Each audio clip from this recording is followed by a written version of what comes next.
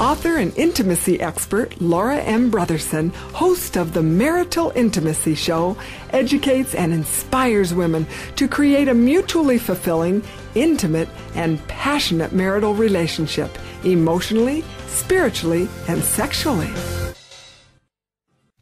Hi there. Welcome to the Marital Intimacy Show. My name is Laura Brotherson. Thanks for tuning in today. Well, we get to talk about marriage and such today, one of my favorite subjects. The topic of this show is Affair-Proofing Your Marriage, Part 1, What's Not Enough. Better hold on to your hats for this. Let's get started. So, what are some things that we can do to affair-proof our marriages? Well, there are some things that are not quite enough to protect your marriage from infidelity, and some things that are helpful. In this episode of Affair-Proofing Your Marriage, we'll discuss what doesn't work and the first half of what does. So here's the full list of the 8 tips for affair-proofing your marriage. Number 1, be introspective. Develop self-awareness.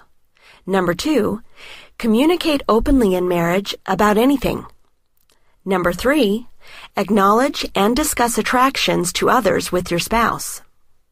Number 4, work at meeting each other's needs. Number 5, develop a satisfying sex life in your marriage. Number 6, deal with personal insecurities and issues from your past. Number 7, avoid personal relationships with others of the opposite sex, but do build friendships with persons of the same sex. And number 8, set mental boundaries. So in this episode, we'll discuss the first 3 areas, and then we'll continue discussing the rest in our next episode.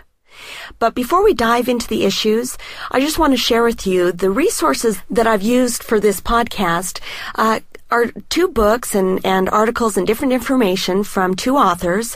One is Peggy Vaughn. She's the author of Preventing Affairs, and she's also the founder of the Beyond Affairs Network. The second author is Ann Birched. She's the author of My Husband's Affair Became the Best Thing That Ever Happened to Me. She's also the current director of the Beyond Affairs Network.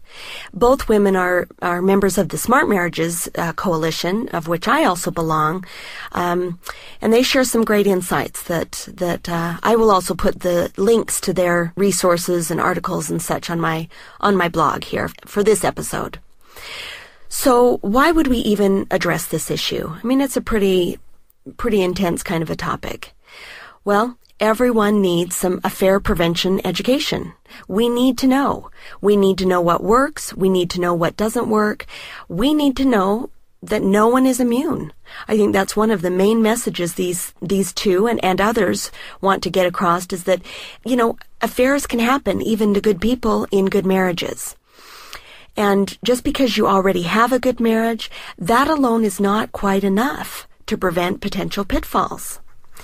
And also, just because you may not know of anyone that's having an affair doesn't mean that it isn't happening. Because this is, it's not likely to be something that anyone advertises, unless, of course, it leads to a divorce, and then we seem to find out about it a lot more likely. But it's important to understand that affairs can happen to good people in good marriages. It doesn't always require serious marital problems in order for infidelity to occur. So one of these authors, Ann Birched, who wrote My Husband's Affair Became the Best Thing That Ever Happened to Me, she shared some thoughts about her experience with infidelity. Her husband had had an affair, and how someone might have been able to get her attention about affair prevention. She writes this: Brian and I have often asked ourselves, why did this have to happen to us? How could we have avoided it? Couldn't someone have gotten our attention in some other way? For me, the problem was that I was so sure that I had a great marriage, I'm just not sure what anyone could have said to get my attention. If someone had said to me, well, you need to listen to your husband, I would have thought, well, yes, I'm doing that. If someone had said, you need to be spending recreational time together, I would have thought, well, we are. If someone had said, you need to have fun in your life and in your marriage, I would have thought, well, for the most part, we are. We have extra responsibilities right now, and that's the way life is sometimes. You just have to make some sacrifices.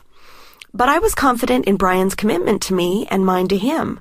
I don't think any how-to books could have awakened me to the dangers that were lurking in my relationship. But there are some things which I've learned that could have helped. You know, it's interesting that both authors are very confident that you can have a monogamous marriage, but not just by assuming that you're immune. Having a long-term monogamous marriage requires knowing what's involved in preventing affairs and acting on that knowledge on an ongoing basis as a couple. Preventing affairs requires similar things as building a strong marriage. I think that's why this is an issue I wanted to address. Affair prevention is akin to marriage strengthening. It requires constant attention to prevent serious problems and to strengthen our marriages. We simply need to work at it. It's something we have to be attentive to and spend some time and effort on. Since these two authors never really considered that they might be vulnerable, it put them in a position to be more vulnerable and also kept them from actively working on preventing affairs. You know, they didn't even recognize that this was an issue that needed to be discussed, and that's why they are so adamant at being sure that people understand that it's something you need to know about and do something about. The subject of infidelity isn't something, that we need to get all freaked out about and get all stressed about. But you do need to be attentive to how and why infidelity happens and what you can do to prevent it. So let's talk about affair-proofing our marriage. Before we go into the specifics, what exactly is an affair? We kind of need to understand what's a working definition here. Peggy Vaughn, who is the author of Preventing Affairs, she stated this as a definition. Any outside relationship with a sexual or an emotional connection that is kept secret from the spouse is a threat to the marriage and can legitimately be defined as an affair. Okay, so what are the things that we often think are enough to prevent infidelity, but they're not actually enough? These things that are not quite enough tend to be things that are attitudes and beliefs, rather than behaviors. But an important understanding for us is to know that both beliefs and behaviors are needed to engage in marriage protection. So here are 8 things that I've compiled that we need to understand are not enough to protect your marriage. Number 1, being in love with your partner. It's not enough. Number 2, having similar backgrounds and values. That's not enough. Number 3, having mutual trust. That's not enough. Number 4, having high moral principles and/or strong religious convictions. That's not quite enough still. Number 5, taking your marriage vows seriously and intending to be faithful. Number 6, having children together and being a devoted mother and father. Number 7, having concerns about consequences or like hurting others or getting caught. That's not enough. And number 8, not having any opportunity. No free time, you never travel, etc. These things are still not enough. Not having apparent opportunities is still not enough to prevent affairs and infidelity. Now, these things are primarily attitudes and beliefs about infidelity, and while they're good and important and probably still necessary, it's not enough because it doesn't go far enough to focus on actions and behaviors as well. We've got to have both. So what are the specific things that we can do to prevent affairs? What can we do to affair-proof our marriage?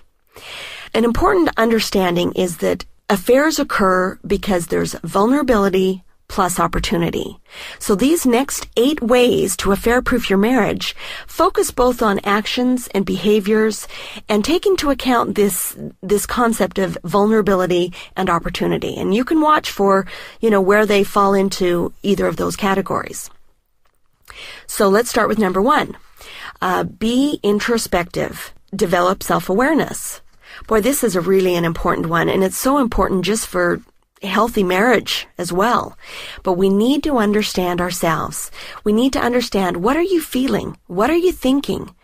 Where might you have some vulnerabilities? We don't always think about our thinking. It's something we call meta thinking. But unless we're conscious of it and are really trying to understand, be more, self-aware and develop greater self-understanding, it's not something we often think about. What are our thoughts? What are our feelings? What am I feeling right now? That intelligence, emotional intelligence, you might call it, is important. This is asking yourself questions like, so why do I feel this way? Why am I unhappy? Why do I feel attracted to this other person? Why don't I share the truth of how I feel with my spouse? We need to learn to be honest with ourselves so that we can be honest with our mate. If we are not honest with who we are and what we are and just being honest with ourselves, it's really difficult to be honest with anyone else. It reminds me of the man, Tom, that I responded to in our previous podcast about jump-starting your marriage, where, he was able to identify what he was unhappy about. But the next step is that you also need to be able to communicate your needs in a way that your spouse can understand. Not only that they can understand your need, but how important your need is. It reminds me a little of a conversation I was having with my husband when I was kind of discussing some of these issues with him prior to this podcast. And he was saying, well, I asked him about communicating needs with our spouse. And he kind of looked at me sort of teasingly and he was like, well, you apparently still don't understand that I need a new car. And I looked at him like, come on, be serious. And he kind of was a little bit serious. And I said, honey, do you mean to tell me that you getting a new car is a 10 for you? I mean, that it is so important to you that it's a 10. And I said, because if it is a 10, then let's go get you a new car. I just have not quite gotten the message, apparently, that really is that important to you. And so he spent the next, 5 minutes at the stoplight trying desperately to come up with a straight face, because I said, if you can look at me in the eye with a straight face and say that it is a 10 for you that you need to get a new car, then we'll go do it. So he tried really hard, but he didn't quite pull it off. So, you got to be able to communicate with your spouse in a way that they can get it. I mean, I need to be able to get it. But it also brings up kind of an interesting concept too, that my husband and I have very different personalities. And so what it takes for him to understand me and my needs is probably pretty different than what it takes for me to understand his needs. I'm kind of a stronger personality, I guess. I hate to use that word, and he's more of a mellow, calm personality. So he probably is going to communicate his needs to me in a much more mild way, whereas I need to hear it pretty strong to get it. It's like, if you have an opinion, you better share it with me so I can understand how important it is to you. So anyways, that just kind of brings up the concept of, you've got to be attentive to who your spouse is and how they might be communicating. But, it still falls back on each of us have the responsibility to communicate our needs in a way that our spouse can get them, can really understand what they need. All right, so this author, Anne, again, shares another experience between her and her husband about the importance of both spouses being self-aware. We're talking about being introspective and developing greater self-awareness. And so she's talking about being self-aware enough to understand each other's needs and to communicate them clearly. I thought this was really interesting. She wrote, during the process of our healing one day, my husband asked me, honey, remember when I told you that the reason that you never had an affair was because I had been a good husband? And that the reason why I had an affair was because you were a bad wife? And she says, yeah, I remember that clearly. I can only imagine. Well, and then he goes on to say, well, I was wrong. He said, it was easy for me to be a good husband because you understood yourself and you were able to communicate your needs to me clearly. But you never stood a chance of being a good wife because I was not able to communicate my needs to you. Wow. So we've got to be able to communicate our needs. It's just pretty difficult to meet each other's needs if you don't know what they are. And if you don't even know what you want or need, it's going to be, difficult for you to communicate that to him. If you're unable or unwilling to communicate your needs to your spouse, then it's hard to be too hard on them if they are not meeting our needs. And again, we also need not just understand their needs, but the importance of their needs. Because sure, yeah, my husband's mentioned multiple times how much he needs a new car. But it's never come across in a way that I also understood its importance. So that's important. I think an interesting concept related to developing self-awareness is being able to avoid selfishness in ourselves. Just remember, we live in a real me society that seems to promote self-fulfillment everywhere. And that is often a factor in affairs. We get into this mindset that I need to take care of me and I need to have my needs met and it's all about me. This is a huge factor in affairs and divorces for that matter. And we keep hearing from a lot of different places that, you just need to do what's best for you. We rarely hear the call for self-sacrifice and making choices that are based on the greater good for everyone. But this is a necessary state of mind to develop. I came across another woman who was sharing her experience of having an affair. She was the one that had the affair. And she made a comment that she had, she really did have kind of a focus on her own needs mentality. And she felt like that was certainly a factor where, you just kind of keep hearing, well, if you're not happy, you need to go do something different to be happy. And that's not always the place to find the happiness anyway. So just, do a little self-check right here by just thinking about how much time and energy do you spend thinking about and taking care of yourself and doing things for yourself versus how much time and energy do you spend thinking about and doing things for others, for the benefit of others. I really do believe that selflessness is a learned behavior. It doesn't, unfortunately, come naturally for most of us. So it's definitely something that we need to work on. One of the great ways to keep a focus outside of yourself is to have a relationship with God. I mean, just having something that's bigger than you and it's, outside of yourself really helps to keep your focus on other people more. It's this concept of turning your focus from me to thee, to God. And developing the ability to think more about others' needs than your own is a great protective factor in affair-proofing your marriage. But again, the right kind of behaviors are needed to back up good beliefs. Having a belief in God and in wanting to do His will, those are important beliefs. But we still need to add in, good behaviors. Let's break here, and we'll continue with this discussion in part 2 of Affair-Proofing Your Marriage. This has been episode number 5, Affair-Proofing Your Marriage, part 1, What's Not Enough. So stay tuned to part 2 of Affair-Proofing Your Marriage for more specific steps to safeguard your marriage from infidelity.